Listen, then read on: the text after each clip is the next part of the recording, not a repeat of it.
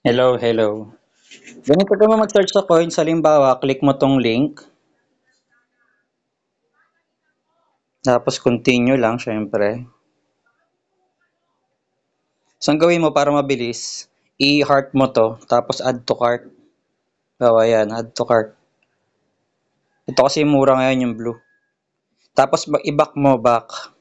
Tapos, dito ka sa may earn coins. Yan yung coin tab na tinatawag. Para mababa. So, ito sa akin kasi, hindi na sale sa akin eh. 2,546 na lang. So, pag-click mo niyan,